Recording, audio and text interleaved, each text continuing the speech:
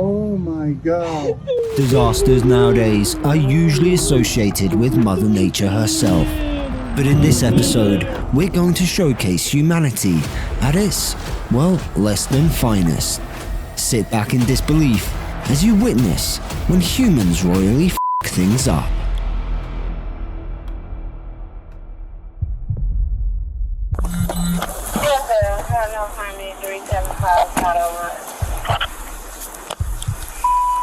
Captain, hey, the Champlain Towers, the building, it collapsed. The Champlain Towers building collapsed. The back part of the building collapsed. Fire rescue is on their way. This is huge. I mean, humongous. Hello? Where are you? Are you okay? Is anybody down there injured? In the early morning hours of June 24th, 2021, the tranquility of Surfside, Florida was shattered by a catastrophe that would leave a community reeling. The Champlain Towers South, a 12-story oceanfront condominium, was a staple within the community which stood tall and strong. However, as the clock struck 1:14 a.m., a series of events unfolded, resulting in disaster.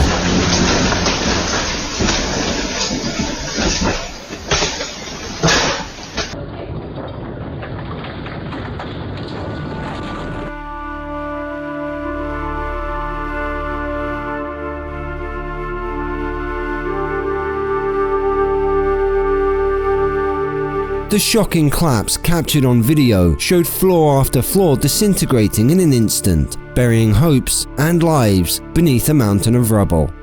While I was walking the dog, I felt the ground shake. I was about a block away. It almost sounded like thunder. Went around the building to kind of get a better angle, and I could hear somebody yelling, somebody screaming. And then we were able to hear that it was a little boy by his voice, and we were able to see his hand waving. And I can hear him yelling, don't leave me, don't leave me. So, and he said that his mom was in there with him as well, but I couldn't hear her or see her, so. What or who could be responsible for this unimaginable tragedy? As the search and rescue operations unfolded, details began to emerge about the victims and survivors. Among them was Stacy Dawn Fang, a 54-year-old mother who was the first victim to be identified. Her 15-year-old son, Jonah Handler, miraculously survived being pulled from the wreckage. There are also many other stories of victims who lost their lives that fateful day. We want to tell you a story about one family searching for some loved ones. There are two women in the family that they are looking for. We spoke to Pablo Rodriguez. He is still hoping for some information about his mother and grandmother. He says that they lived on the 11th floor of the building when this collapse happened. He says at one point today he actually had to give a sample of his DNA just in case their remains are recovered and need to be identified. Take a listen to what he told us.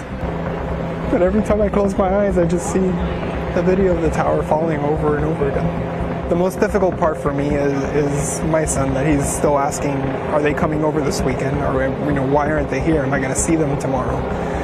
Saturday, that's what they do. While survivors contemplated how lucky they are to still be with us. We were like the first family out, and then there was like another family who just came out and they came from the elevator. Luckily, like all my family's with me, but some people like they're missing like a father or like a husband, and it's just like, it's really hard. Whether you were a survivor or a grieving family member, there was one thing everyone had in common: the question as to what could possibly have led to this devastating collapse. While the official cause is yet to be determined, it's almost certainly down to, well, yep, you guessed it, a human f***up. Let us explain why. A timeline of events provides some insight. In 2018, a structural engineering report highlighted major damage to the concrete slab below the pool deck, calling for extensive repairs. The report also mentioned cracking in concrete beams and warned of the potential for exponential deterioration if repairs were not undertaken. Water could clearly be seen seeping through the ceiling, exposing the damage from leaks over an extended period of time. Unfortunately, those recommended repairs were never completed. Further investigation revealed that the Champlain Towers South had a history of structural issues. Signs of damage were reported as early as 1996, with the need for concrete repairs in the pool deck and garage ceiling. The building was also in the process of undergoing a 40-year recertification, a mandatory inspection enacted after a previous Miami area collapse in 1974. This inspection revealed significant concrete structural damage, estimating repair costs at over $9 million.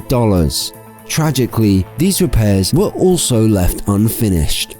As investigators delved deeper into the Surfside condo collapse, the Surfside community and the world at large grieved for the victims, their families, and a sense of security that was shattered that fateful day. And tonight, serious concerns about its twin sister building just down the block, built in the same year by the same developer. One thing is for sure, once it's determined who is indeed responsible, you can be sure they'll be held fully accountable for their neglect and for a disaster that was completely preventable.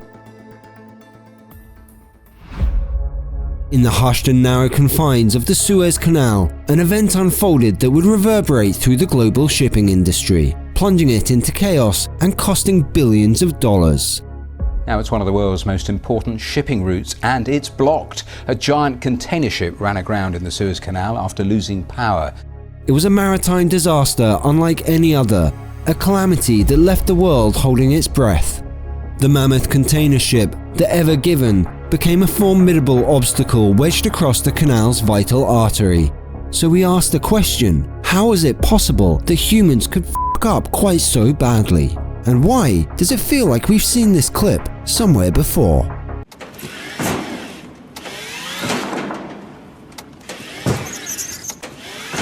For 6 interminable days, the EverGiven held the world's trade at bay. 50 ships a day normally pass through the canal, carrying 12% of the world's trade, so the pressure is really on to get her refloated. The repercussions were far-reaching. The effects rippled through the delicate threads of the global supply chain, disrupting economies and leaving a trail of financial devastation in its wake. Yes, this indeed was a very, very costly human error. While strong winds were initially blamed for the grounding, a deeper investigation would reveal a series of missteps and oversights. The ship's predicament was exacerbated by a sequence of ill-fated commands, propelling it out of control and crashing into the canal's banks. The authority responsible for the canal, instead of acknowledging their mistakes, shielded its pilots from blame, avoiding accountability and necessary procedural changes. The location where they're stuck is not near a port. It is actually quite a distance away from anything. And this is where the clear option is lots and lots of tugboats and digging around the side. The EverGiven's colossal size compared to a towering skyscraper became a poignant symbol of a growing problem. Container ships had burgeoned in scale, while the infrastructure struggling to accommodate them remained static. The incident laid bare the need for re-evaluating the dimensions of these maritime leviathans. We are now in day 4 of this extraordinary situation with no end in sight. As the world marveled at the spectacle, the true victims emerged. Global trade suffered a gripping blow, with estimates of losses reaching a staggering $10 billion per day. The backlog of ships, numbering over 400, became a testament to the fragility of interconnected economies. Finally, the EverGiven was released from its temporary purgatory. The salvage operation, the cost of stalled traffic, and the lost transit fees had left a financial burden in its wake, necessitating a settlement of hundreds of millions of dollars. The massive container ship EverGiven is finally moving again. As it disappeared into the horizon, the questions lingered. Will the lessons be learned? Will the industry adapt? Well, only time will tell, as the tides of change slowly reshape the world of shipping, hoping to avoid any more royal f***ups in the future.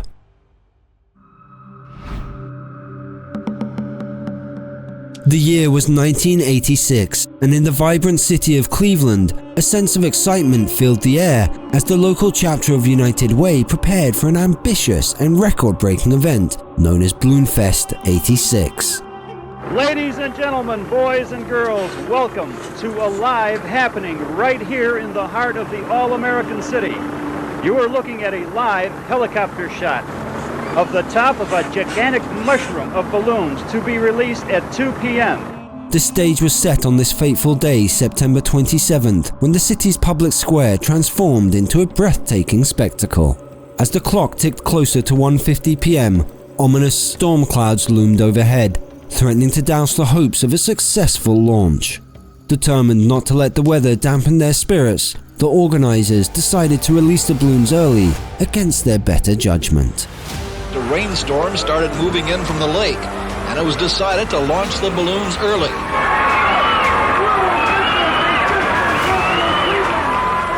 The balloons, like a giant cloud, rose over the square, while others tumbled and danced against the buildings. With a roar from the crowd of over 100,000 spectators, nearly 1.5 million vibrant and buoyant balloons filled the sky, ascending higher and higher.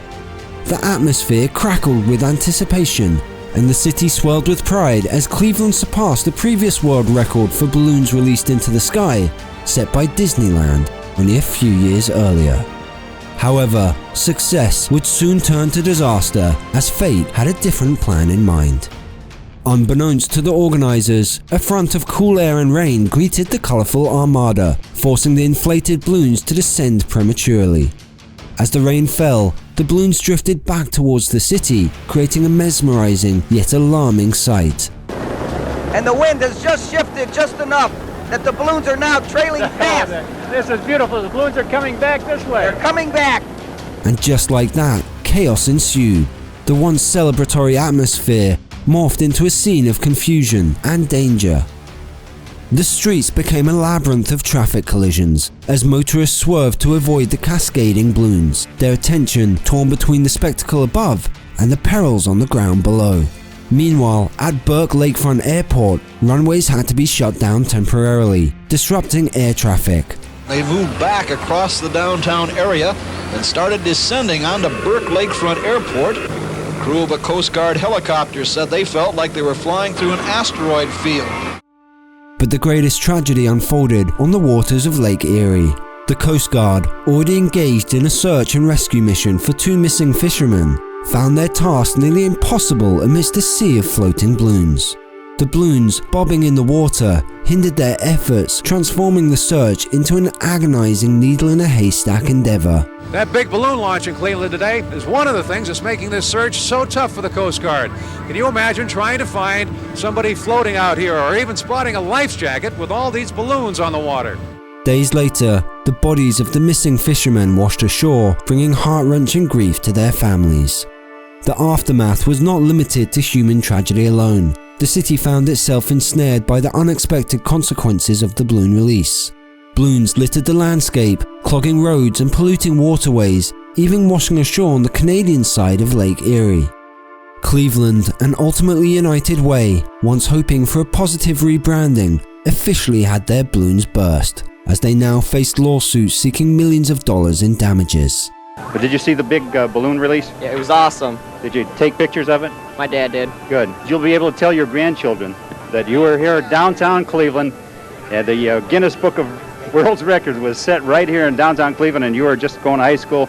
The tale of BalloonFest 86 serves as a reminder of the unforeseen consequences that can arise from even the grandest of plans. And from one disaster in the sky to our next disaster, which originated at the deep depths of the ocean, a fuck-up of monumental proportions and fueled entirely by greed. On April 20th, 2010, 50 miles off the coast of Venice, Louisiana, the world witnessed one of America's worst environmental disasters to date. At approximately 10 p.m. Central Time, the Deepwater Horizon drilling rig exploded. A catastrophic incident which killed 11 people, injured 17, and caused billions of dollars in damages to the waters in the Gulf of Mexico. And that's not to mention the effect it took on the wildlife and the people who depend on these environments to support their daily livelihoods. Although there were many things that happened in the lead up to the initial explosion and oil spill, after all investigations were complete, there was only one culprit that ultimately held the responsibility in their hands: British Petroleum, better known as BP. It all starts with the cement pour which is used to support the well pipe and prevent gases from entering the well. BP did not physically mix or pour the concrete themselves, but they did dismiss Schlumberger, the company responsible for testing the integrity of the cement poured by Halliburton, without doing any of their fail-safe tests. This was a decision made in order to save $125,000, which would add to the $50 million that they were already over budget for. You sent the testing team home before they could do their job. What would it have cost you to run that test? 125 grand? You're a $180 billion company and you cheat. Can you imagine putting so many lives at risk and avoiding an integrity test to save only 0.00015% of your company's entire worth? The cement failed, causing a 1500 psi gas pocket to work its way up through the well. This caused the drill pipe to bend, the fail-safes in the blowout preventer to fail, resulting in drilling mud and oil to shoot out at pressures high enough to cut an entire car in half. Adding to this flammable gas, which caused the air intakes of the rig's engines to explode. This would be the first deadly domino in a series of many that would not only burn down and sink the entire Deepwater Horizon rig, but that would spill 4.9 million barrels of oil into the Gulf of Mexico over the following 87 days. The aftermath of the oil spill had a catastrophic impact. Here are some harrowing estimates. The Deepwater Horizon disaster has killed or harmed about 82,000 birds from 102 species, about 6,165 sea turtles, 26,000 marine animals, and a vast amount of fish. In terms of landmass, the spill has destroyed over 1,000 miles of shoreline, including beaches and marshes, and has littered the seafloor with oil pellets across 57.5 thousand square miles. Ultimately, BP accepted responsibility for the spill. The company faced significant legal and financial consequences as a result of this disaster. BP reached a settlement with the US government which included a record-setting $5.5 billion Clean Water Act penalty and up to $8.8 billion in natural resource damages. Which of these fuck-ups had you the most shocked? Drop your thoughts in the comments section below, leave us a like, and hit that subscribe button to see more disastrous content just like this on Disaster Zone.